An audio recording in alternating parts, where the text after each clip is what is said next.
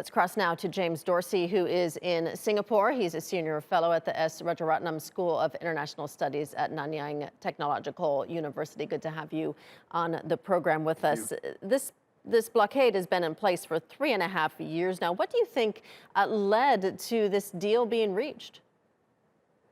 I think primarily two things. One is the realization, certainly by the Saudis, that they weren't going to get implementation or acceptance of the demands that they had made for the lifting of the boycott. And this is a way of making a gesture towards the incoming Biden administration in the United States, amid expectation that the relationship between the new president will be a very different relationship than Saudi Arabia's relationship with President Trump. So this is not a complete lifting of the blockade, but it certainly is a big step forward. What does this mean for Qatar and the larger region as a whole? Well, first of all, I think for all practical matters, if you're opening up the borders to Saudi Arabia, the blockade becomes really meaningless, whether you formally lift it or not.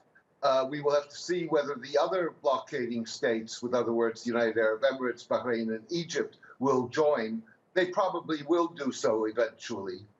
And finally, if you look at what we know of the deal, what the Saudis get is primarily, indeed, hopefully, a better relationship with the United States. They did not get their demands. And what the Qataris paid for that is very little.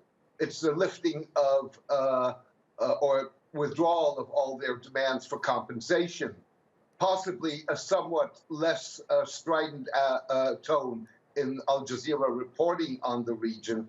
And then there's a very vague formula, which I don't think anybody really knows what it means, which is not endangering each other's national security.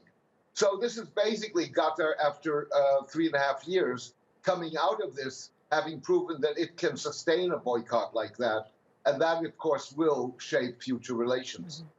I just want to point out to our viewers real quickly what we're looking at. We're looking at the Al Ula airport in Saudi Arabia as Gulf leaders are arriving ahead of the Gulf Cooperation Council summit, which is taking place today. And we are expecting to see that deal officially signed there today. James, what impact has this had on the Gulf Cooperation Council and how it might resolve tensions in the future? Well, it obviously opens the door to some sort of reconciliation. That's going to take time. It's going to take time in terms of reestablishing confidence. This was a conflict that not only hit the sides politically, but it also hit particularly the Qataris, but also the Saudis socially. I mean, you have very strong family connections, people going back and forth over the border, whose lives were disrupted by virtue of the fact that they could not travel. So this is going to be the beginning of a process, but nonetheless, it's an important beginning. As far as the demands that were made of Qatar that were required for the blockade to be dropped, I know that those demands now have been pulled back. But what, if anything, has changed in the last 3.5 years that led to this blockade in the first place? Frankly, very little. The Turkish base remains in Qatar. Qatar maintains relations with Iran. Al Jazeera continues to broadcast it as it has in the past. The Qataris have always maintained that they were part of the fight against political violence and terrorism, and that they had in place, and they have strengthened those measures that they had in place, anti-terrorism finance measures.